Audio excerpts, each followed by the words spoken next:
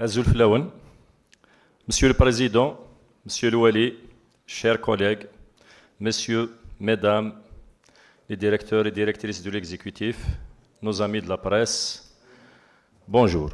Avant de commencer, je tiens à saluer le directeur de l'industrie, M. Banoun, pour sa contribution et sa transparence. Les contraintes, elles sont là. Et je vais essayer d'apporter ma contribution. Je vous demanderai d'être un petit peu patient avec moi. Alors, قارنكس قبايلي اسمين شو دار كاسين زران دو في دارن ذاك السرنا ذا ساون حسوث ورد فيرون سوال. Le développement ne s'invente pas, il se construit avec volonté et vision. Chaque génération a le devoir de transformer son territoire en opportunité. Et la jeunesse est la richesse la plus précieuse d'une wilaya. C'est en planifiant avec vision que naît le véritable développement. Mes amis, si aujourd'hui je prends la parole, c'est avec un sentiment mêlé de gravité et de responsabilité. De gravité parce que la situation économique et sociale de notre wilaya est alarmante. De responsabilité car nous ne pouvons pas rester spectateurs ni continuer à nous contenter de discours sans lendemain. Je l'ai souvent dit et je le répète ici aujourd'hui. Un État de droit ne doit pas fonctionner comme un pompier, courant d'un incendie à un autre. Gouverner, ce n'est pas improviser. Gouverner, c'est planifier, c'est anticiper, bâtir avec sérénité et responsabilité, mes chers amis. La wilaya de Tizi Ouzou, riche de son histoire, de ses traditions et de ses ressources, est aujourd'hui à la croisée des chemins. Elle incarne à la fois un territoire aux potentialités exceptionnelles et une région freinée par des contraintes politiques, économiques et administratives persistantes. La situation actuelle illustre une contradiction profonde. D'un côté, une jeunesse éduquée, créative et pleine d'initiatives, de l'autre, une gouvernance marquée par la lenteur bureaucratique, les blocages institutionnels et l'absence d'une vision claire et courageuse de l'avenir. Il est temps de rompre avec les discours creux et les promesses répétées pour engager une véritable dynamique d'investissement et de développement, portée à la fois par l'État, les collectivités locales, les opérateurs économiques et la diaspora de notre wilaya, dont la force et l'attachement au pays ne sont plus à démontrer. À ce sujet, ce rapport se propose de rappeler l'état des lieux au début de notre mandat en 2021, d'exposer les différentes actions menées et les résultats obtenus à moyen terme, d'analyser les atouts et faiblesses actuels, de mettre en évidence les blocages structurels, de présenter les axes stratégiques et les recommandations concrètes. Je commencerai par le contexte et l'enjeu politique de l'investissement à Tizi Ouzou, la jachère en 2021. En 2021, un terrain en friche. Lorsque nous avons entamé notre mandat, il y a de cela 4 ans, la situation de l'investissement dans la wilaya était non seulement critique, se trouvait au-dessous du seuil acceptable, on pouvait la qualifier de moins que zéro. En 2021. Tout a été bloqué, aucune perspective réelle, elle ne se dessinait et l'environnement global était marqué par un chaos total. Les zones industrielles étaient laissées à l'abandon, sans viabilisation ni plan d'action clair. La zone de Souama était pratiquement bannie des discussions et condamnée à l'oubli. La zone industrielle de Al-Mizan-Tizirnif était gelée à la veille de son lancement. La zone de Tel Athman, censée être l'exemple du succès et de cas d'école, se trouvait engulée dans une multitude de contentieux. Les blocages administratifs et législatifs ont laminé la volonté des entrepreneurs et investisseurs potentiels les plus coriaces. Et je vous rappelle que lors de notre exposé en 2021, on avait parlé qu'au niveau de Tizi Ouzou, on n'a pas de zone d'activité, mais des parcelles de terrain perchées sur des collines abandonnées. Face à ce constat alarmant, nous avons décidé d'agir avec détermination et responsabilité. Grâce à un travail de dénonciation, d'interpellation et de collaboration avec les rares, et je dis bien avec les rares bonnes volontés au sein de l'administration, à l'image du directeur de l'industrie, auquel je rends hommage. Des résultats concrets ont été apportés et obtenus, entre autres la levée du gel de la zone Draa El-Mizan Tizirnif, aujourd'hui en phase finale de viabilisation. Obtention d'une enveloppe financière importante pour la viabilisation de la zone d'activité de Makouda. Relance et aboutissement à l'étude de la zone de Souama, bien que le montant estimé a été jugé excessif par le ministère concerné. Ils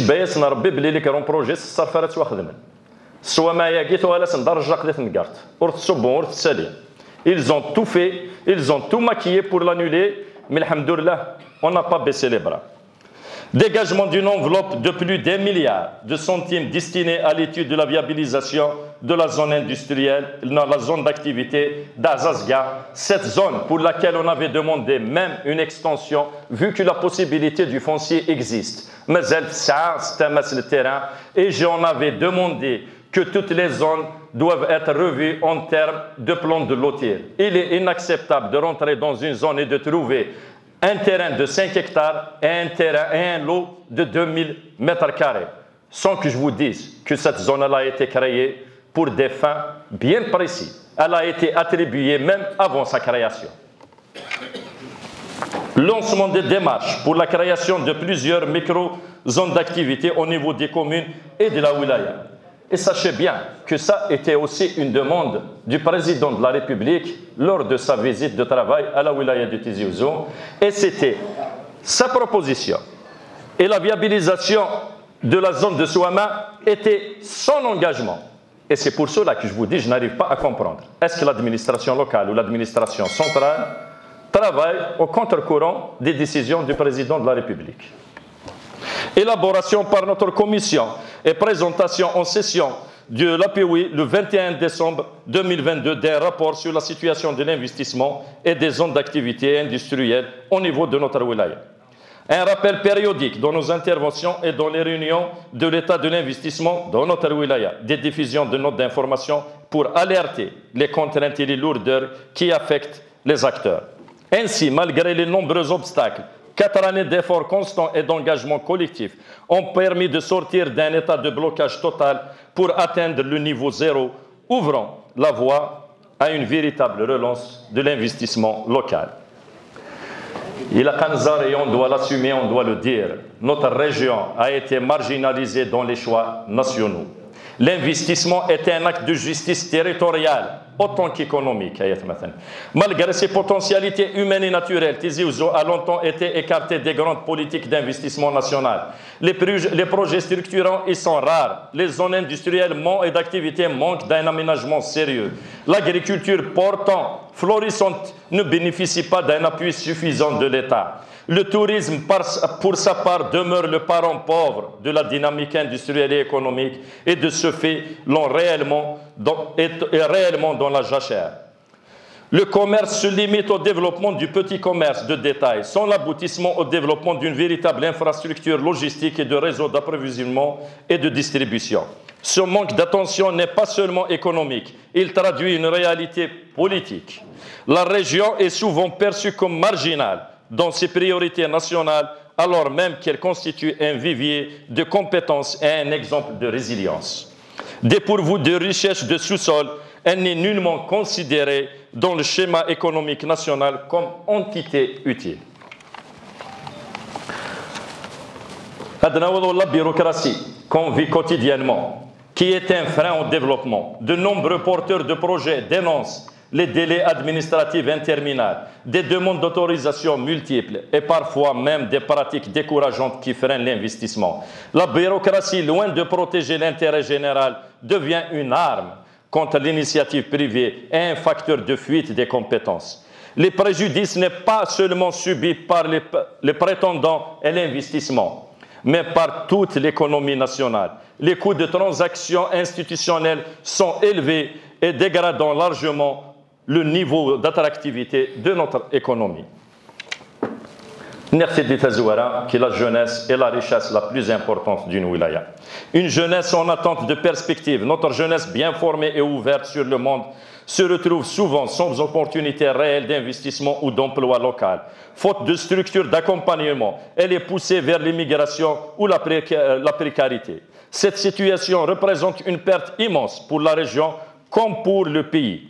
Les épisodes désolants d'immigration clandestine, le harraga en masse et le départ massif des jeunes diplômés ou de cadres en fonction, à l'instar des médecins, ingénieurs ou informaticiens, est certainement la plus douloureuse des pertes de Tizi Ouzou.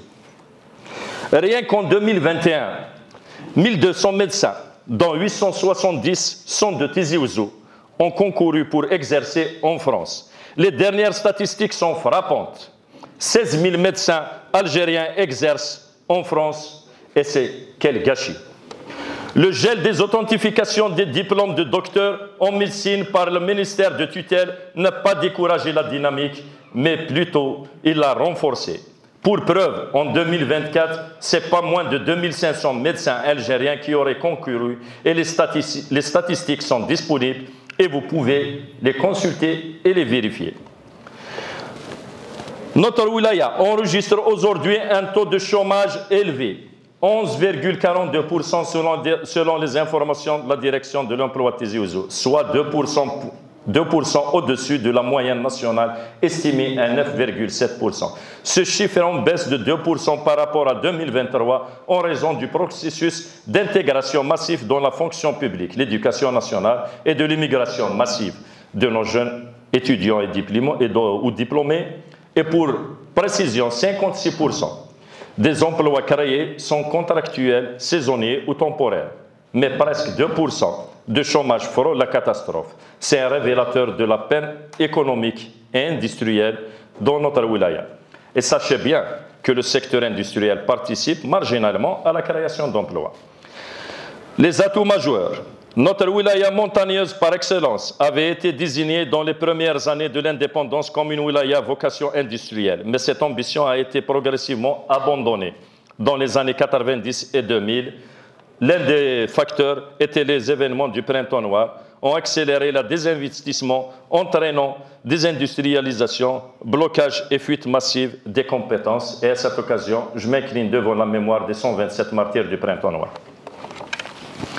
La wilaya de Tizi Ouzou, au-delà des contraintes géographiques, foncières, infrastructurelles, mais également sociopolitiques, présente un large éventail d'atouts et de potentialités facilement mobilisables. Une population instruite, dynamique et innovante, des terres agricoles adaptées à des cultures de qualité, oliviers, figuiers, vignes et autres. Un savoir-faire artisanal et industriel reconnu, une diaspora prête à investir et à contribuer au développement local, un capital culturel et touristique inestimable. Les contraintes persistantes. Bien que des freins empêchent l'avènement d'une dynamique industrielle digne, entre autres, la faiblesse des infrastructures routières et numériques, le manque d'espace industriel viabilisé, l'absence d'accompagnement institutionnel efficace, les lourdeurs administratives et la corruption. À cela s'ajoutent les nouvelles mesures réglementaires régissant l'importation qui, bien qu'ayant pour but la rationalisation du commerce extérieur, engendre de nouveaux verrous administratifs et économiques. Il y a eu une nouvelle circulaire interministérielle qui régit les importations, surtout pour les investisseurs et les opérateurs économiques, qui devient actuellement un frein et une lourdeur pour le développement. Le décret exécutif numéro 2570 du 28 juin 2025, publié au journal officiel numéro 40, fixe les conditions de la micro-importation pour les auto-entrepreneurs conformément à la loi 22-23 du 18 décembre 2022. Selon ce texte, les auto-entrepreneurs peuvent importer des biens pour revente en l'état dans une limite de 1 800 000 dinars par voyage et au plus de 2 voyages par mois. Bien que cette réglementation vise à encadrer l'activité informelle et à offrir un statut légal, elle comporte plusieurs verrous pouvant mettre en péril la survie de certaines entreprises. Il y a des entreprises qui risquent de mettre la clé sur le paillasson, surtout ceux qui sont dans l'importation de la matière première. D'abord, l'obligation de disposer du statut d'auto-entrepreneur, personne physique, écarte de fait de nombreux TPE ou PME structurés dont les besoins d'importation d'intrants essentiels dépassent les seuils définis. Ensuite, les délais et les procédures d'autorisation générale, présentation de documents saisis de programmes prévisionnels d'importation se complexifient, ce qui provoque des retards ou des blocages de marchandises à la douane. Par exemple, la nouvelle circulaire interne numéro 3873 du 21 juillet 2025 impose un contrôle renforcé de la valeur des véhicules importés pour particuliers via le système ALSES. C'est un système numérique des douanes, avec des bases de données nationales et des critères techniques stricts.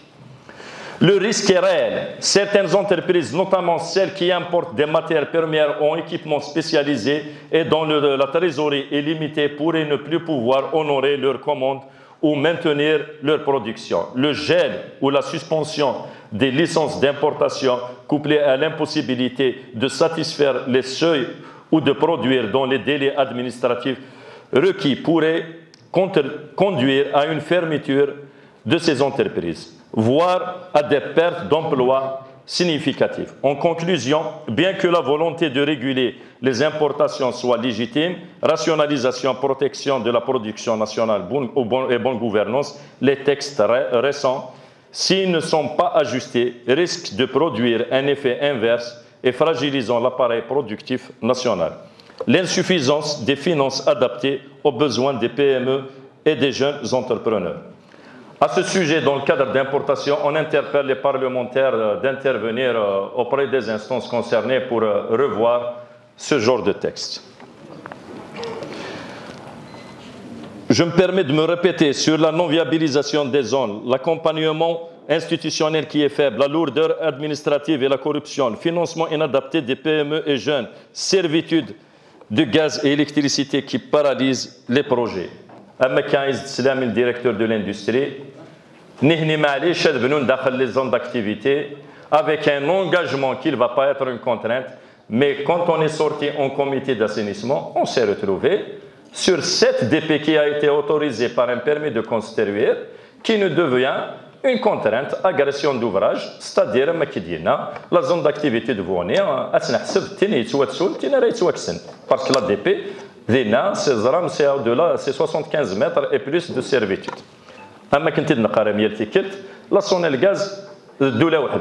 On a parlé de la loi 0102 de 2002 qui parle des servitudes et des autorisations des agressions. Mais il y a de décret 90 qui leur permet de raqueter de l'argent auprès des particuliers. Après plusieurs années de suivi sur le terrain, le constat est clair. Le développement de la wilaya demeure insuffisant dans sa vision, ses moyens et ses résultats. Trop souvent réduit à un exercice bureaucratique, il reste incapable de répondre aux urgences réelles. Quant à nos zones industrielles et d'activité dont la majorité ne sont pas des pôles productifs, mais des parcelles de terrain inutilisables laissées à l'abandon. Certaines stagnent malgré les engagements officiels, comme la zone de Makouda qui n'a pas encore été réceptionnée malgré sa viabilisation. La zone industrielle de Realmi-Zernif, lancée en juillet 2023 avec un délai initial de 8 mois, accuse déjà 19 mois de retard. La zone de Souama, malgré la finalisation de son étude, reste difficile, car pour les responsables centraux, comme je l'ai dit au début, le coût paraît très excessif. Axe stratégique du développement. Le développement industriel et économique est une œuvre humaine par excellence et c'est le fruit de leur action qui détermine l'étendue de sa réussite ou de son échec. De ce qui suit, nous considérons que des axes déterminants peuvent servir de base à l'amorçage d'un processus de développement gagnant pour notre wilaya. La modernisation de l'agriculture et l'agroalimentaire. La terre est la source de vie et d'avenir. Création de coopératives agricoles modernes. Valorisation des produits locaux, huile, olive, figues, sèches, miel à travers des labels de qualité. Développement de l'industrie de transformation pour capter davantage de valeur ajoutée. Industrialisation raisonnée et durable. L'industrie est le poumon du développement économique. Aménagement et réhabilitation de toutes ces zones. Soutien à l'émergence des PME innovantes. encouragement des partenaires publics-privés et de la coopération avec la diaspora. La promotion du tourisme culturel et écologique, connaître son passé pour bâtir son avenir, mes amis. Mise en valeur du patrimoine historique, artisanal et architecturel, développement du tourisme de montagne et de la randonnée qui devient actuellement un truc d'actualité. Soutien aux maisons d'hôtes et au tourisme familial, les infrastructures et connectivité territoriale. Les routes de demain font la prospérité d'aujourd'hui. Pas loin qu'hier, à écouter mon cher camarade Mehdi Baha, auquel je rends hommage sur sa présentation, sur l'état des routes de Tizi Ouzou, qui est une infrastructure de base du développement économique. Modernisation des routes et axes reliant les communes enclavées. Déploiement accéléré du numérique et de l'Internet au débit. On est sorti en exécutif à la zone d'activité de Tigzir, où l'opérateur économique Cifra ne peut pas rentrer en exploitation, un exemple vivant, tant qu'il n'a pas d'Internet à haut débit. Il est très difficile, ou en 2025, une journée sur l'entrepreneuriat et l'intelligence artificielle,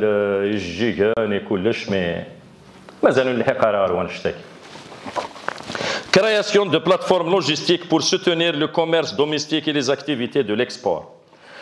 La gouvernance et l'accompagnement des porteurs de projets. Simplification des procédures administratives, soi-disant nous-mêmes. La loi sur l'investissement, les guichets uniques. Mais oulesh, merci quand j'ai intervenu. La loi, le guichet unique, l'API est une clé de développement pour les autres wilayas, mais est un frein pour notre wilaya.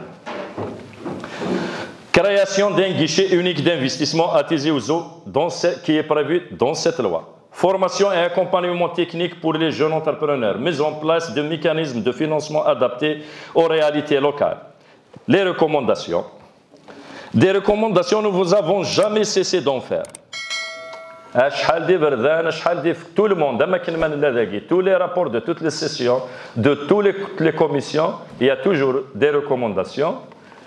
Mais il faut le terrain, on souhaite les résultats de ces recommandations. Nous souhaitons vivement qu'elles soient entendues et suivies d'effets. En voici quelques-unes. Lancer un plan d'aménagement territorial ciblant les zones à fort potentiel, en prenant en compte le relief, les caractéristiques géographiques et des contraintes foncières qui caractérisent la wilaya de Tizi Ouzou. Tizi Ouzou ماشي الصيف ماشي الجلفة. Tizi Ouzou دي دورار دي سفن. ماشي المتجع إنسان.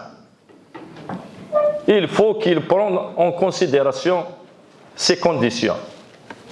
Valoriser les ressources locales à travers des filières intégrées agroalimentaires, artisanat, tourisme. Cela dans le cadre d'une approche multisectorielle coordonnée et maturée. Mettre en place une stratégie de communication et de marketing territorial pour attirer investisseurs et touristes. Pour ce faire, le rôle de l'API, des APC et de l'exécutif est plus que déterminant. Les garanties, l'équité et la transparence dont feront preuve ces institutions sont le gage de confiance que les investisseurs locaux ou étrangers pourraient placer en notre territoire. Développer une gouvernance participative impliquant élus, associations et diaspora, l'association des comités de village, des universitaires, des leaders d'opinion et de la société civile véritable peuvent servir tout au moins à accélérer la levée des oppositions et la réalisation consensuelle et apaisée des projets et des infrastructures de développement. Suivre et évaluer régulièrement les projets pour garantir leur efficacité. Cette culture de pilotage par le contrôle est nécessaire pour réduire les contraintes bureaucratiques et techniques qui paralysent bien des projets et en maturation ou en cours.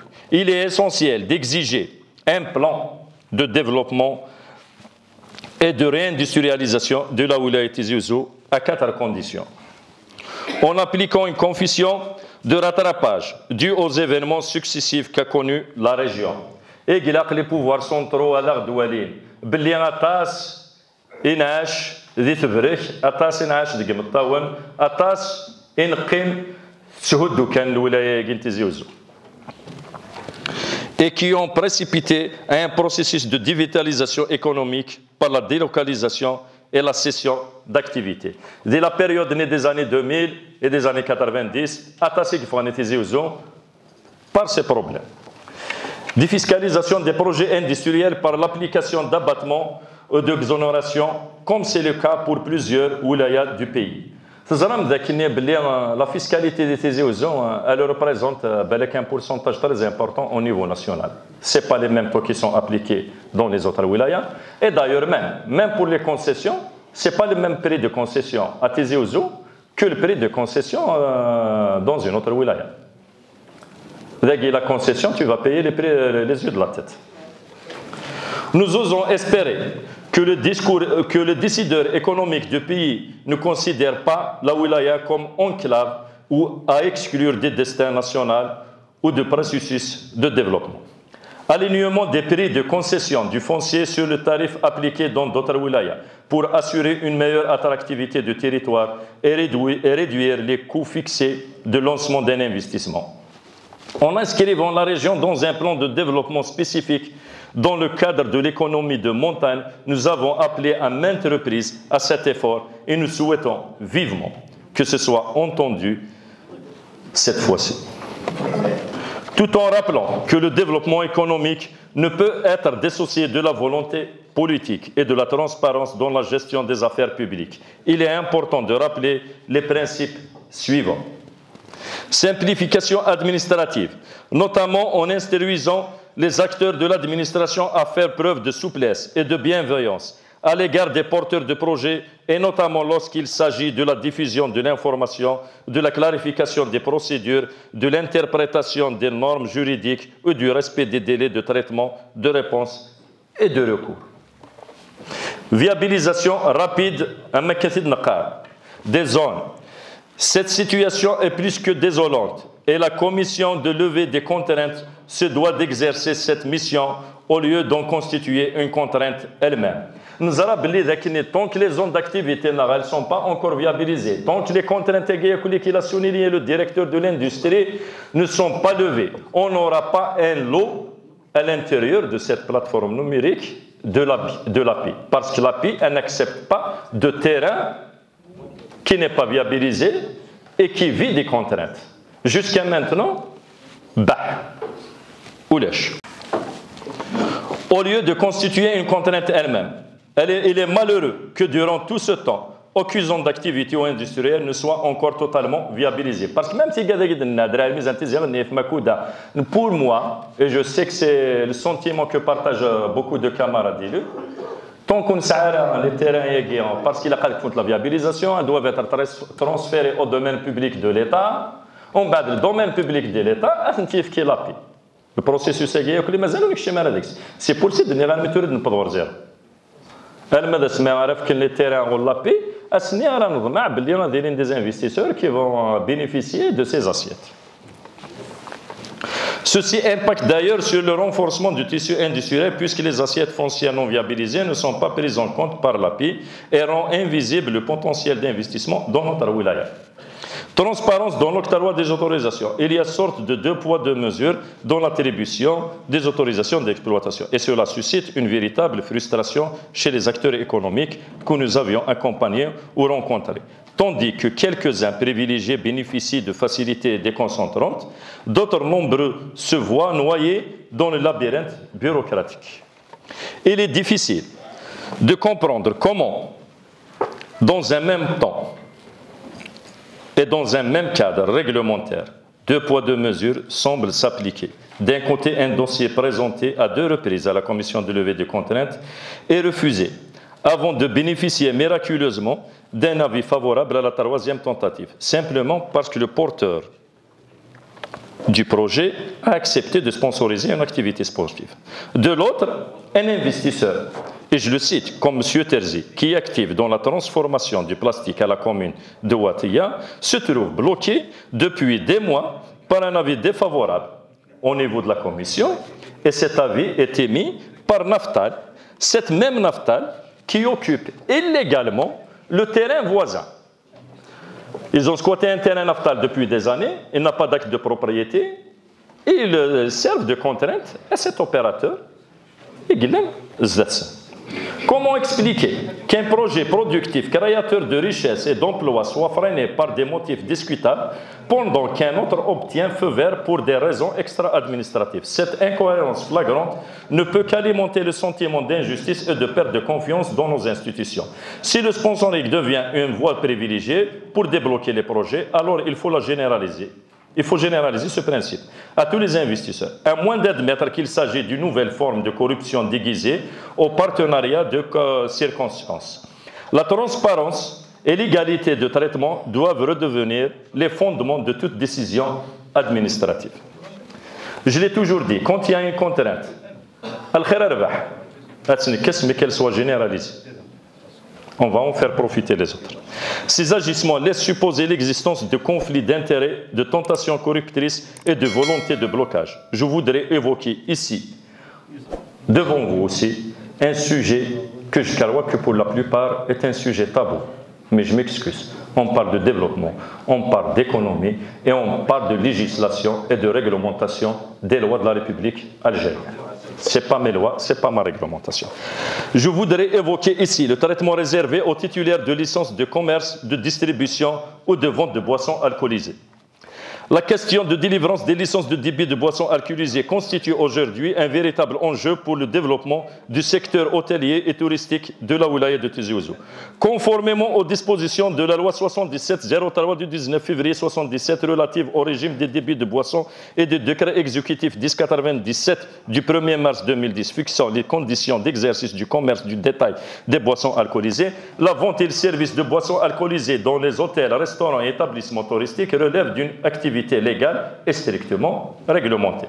Ce texte prévoit plusieurs catégories de licences selon la nature de l'établissement. Les hôtels classés 4 étoiles et plus, à l'image de ceux de la Wilaya, l'hôtel Cristal qui est à Tixirt et le Parc des Princes, peuvent légalement bénéficier d'une licence de première catégorie, leur permettant d'offrir un service complet de restauration, y compris la vente de boissons alcoolisées à consommer sur place, dans le respect des normes d'hygiène, de sécurité et de moralité publique.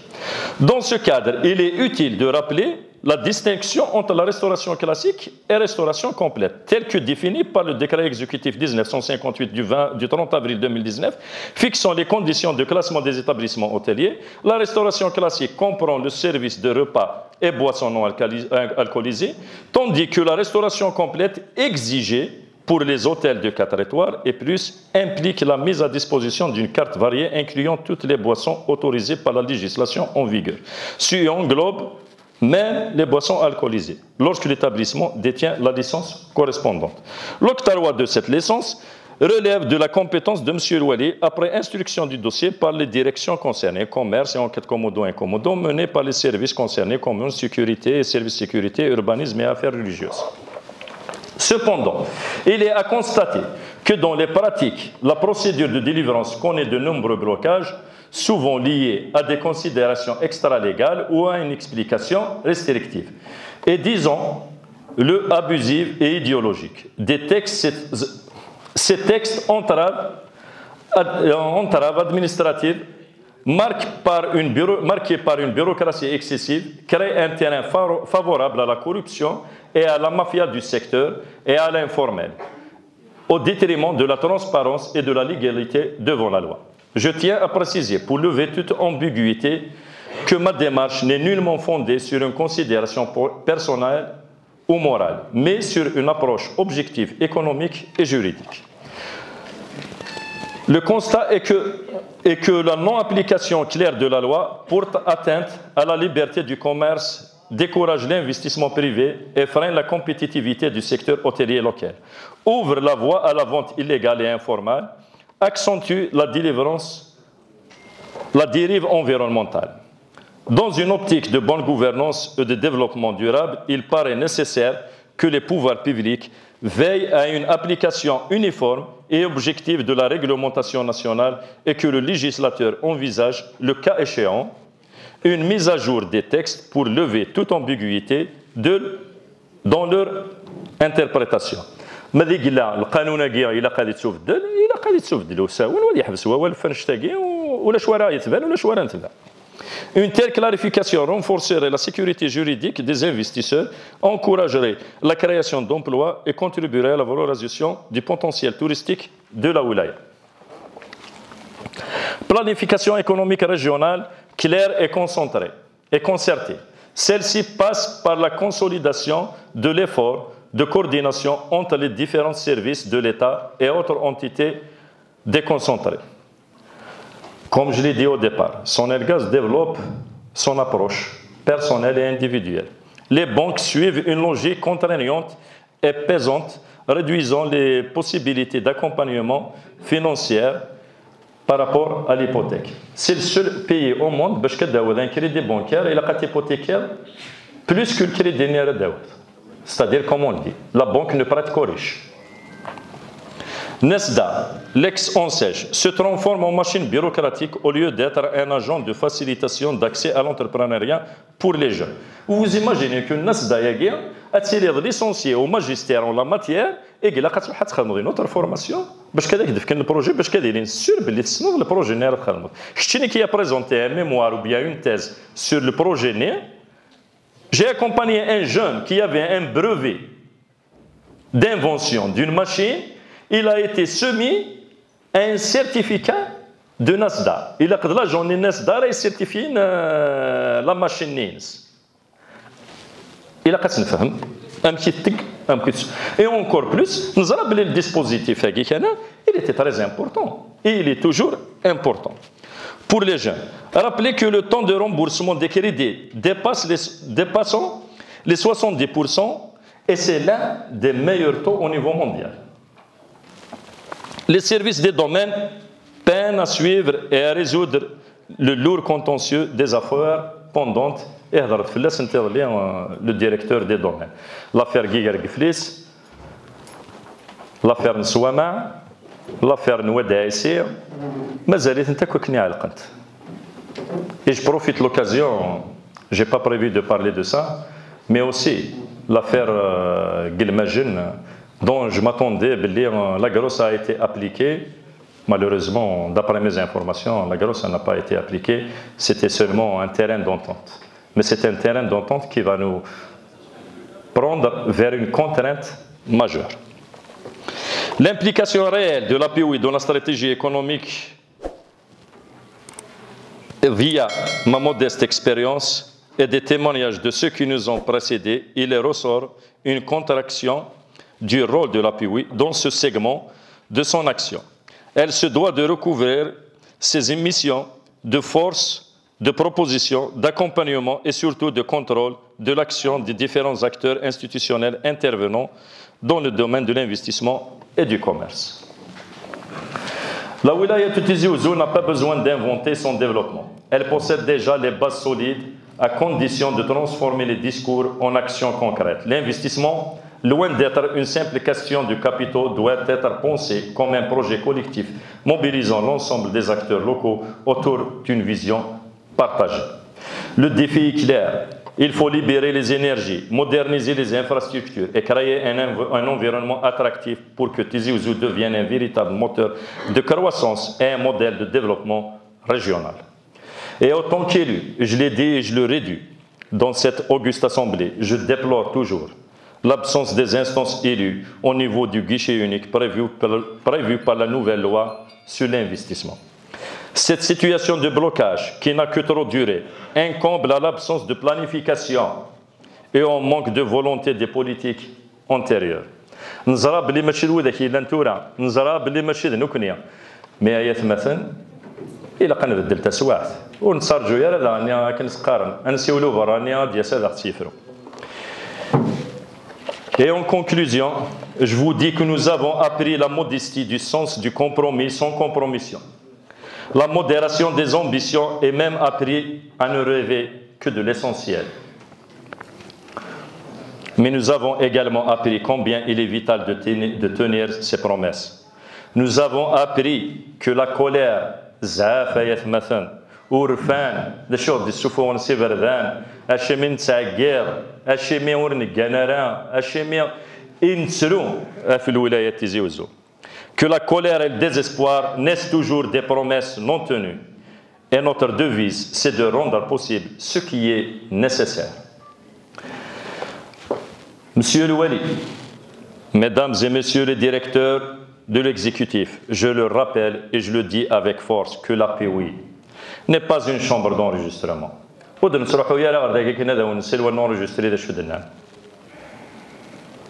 Nous sommes un organe délibérant, régi par les lois et la réglementation. Et de contrôle, notre rôle est d'analyser, d'alerter, de proposer des solutions pour le développement de notre wilaya. La vérité est simple. Si la wilaya de Tizi Ouzou est en retard, ce n'est pas par manque de compétences, ni de richesse ou de volonté locale. C'est parce qu'elle a été délibérément marginalisée dans les choix politiques et économiques du pays. Quand une zone industrielle comme celle-là reste bloquée des années entières dans des contentieux absurdes, ce n'est pas de la malchance, c'est un choix politique. Et vous savez que la zone d'activité de Tel Athman, c'est la plus grande zone d'activité des Tizi Ouzou. C'est à 98 hectares. Et dans la réglementation, une zone d'activité dans la nomenclature, quand elle dépasse 50 hectares, alors de sa création, c'est d'une enveloppe de viabilisation. C'est comme c'était une zone d'activité communale. Ce n'est qu'après qu'elle a été transférée. C'est pour ça que je vous dis, on n'a pas une zone d'activité qui a 50 hectares à Tizi Ouzou. Quand la zone de Souama est laissée à l'abandon, sans qu'aucun ministre ne se donne ni s'y intéresse, ce n'est pas un oubli, c'est une décision. Et quand je parle de décision, je pèse bien mes mots. J'ai mes collègues qui sont ici présents, qu'ils ont essayé de l'annuler même avec un autre projet en nous faisant passer la ligne de transport de 400 kV la zone industrielle de Souama. Le canon Fakara, le jour de Smith Rohnada, où il nous permet de construire, c'est le second de Souama. Et vous savez, la ligne de transport 400 kV, c'est 150 mètres de servitude de part et d'autre minimum. C'est-à-dire, quand le guichet unique de l'investissement prévu par la loi ne fonctionne sans la présence des élus qui représentent le peuple, ce n'est pas une erreur technique. Non, ce n'est pas un oubli. C'est une confiscation volontaire de la démocratie locale. Zran, belli de l'élu qui représente le peuple. Zran, belli de l'élu qui représente l'investisseur direct. Mais non, certes, je me permets de le dire, on n'a pas été défendu en tant qu'élu là où il fallait être défendu. La bureaucratie dans notre région n'est pas seulement une lourdeur, elle est devenue une arme de blocage. Les investisseurs le disent, les entrepreneurs le vivent chaque jour. À Tizi Ouzou, obtenir une autorisation relève de l'exploit, sauf pour ceux qui appartiennent au cercle des privilégiés. Il faut le dire, mais les qui sont privilégiés. Oui, tant mieux pour eux. Mais il y a des privilégiés. Ce n'est plus de la gestion, c'est du sabotage organisé. Et que dire de notre jeunesse? 870 médecins de Tizi Ouzou ont quitté le pays en 2021. Aujourd'hui, plus de 16 000 médecins algériens exercent en France. Je l'ai dit une fois. Pendant que nos hôpitaux manquent de spécialistes, nous les EPH et en face on risque de fermer un INSA par manque de personnel. On manque de spécialistes. Ce drame n'est pas une fatalité, c'est le résultat direct de l'absence de volonté politique pour créer un avenir ici, sur notre terre et sur notre territoire. Tizi Ouzou ne demande pas le monde. Tizi Ouzou. Elle demande simplement justice et équité. Nous avons les compétences, les ressources agricoles, la diaspora prête à investir, une jeunesse instruite et créative. Ce qui nous manque, ce n'est pas l'énergie, mais la volonté politique de libérer ce potentiel au lieu de le réprimer. Il est temps de dire les choses. Tant que Tizi Ouzou et la Kabylie restera traitée comme une périphérie suspecte au lieu d'un moteur national, aucune relance ne sera possible. Nous n'acceptons plus de discours creux, ni de promesses recyclées. Le peuple attend des actes. La colère et le désespoir, comme je l'ai dit, naissent des promesses non tenues. Mais cette colère peut devenir une force de rupture.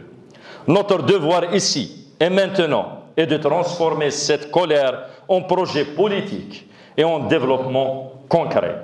Tizi Ouzou ne sera pas éternellement condamné au blocage. Jamais.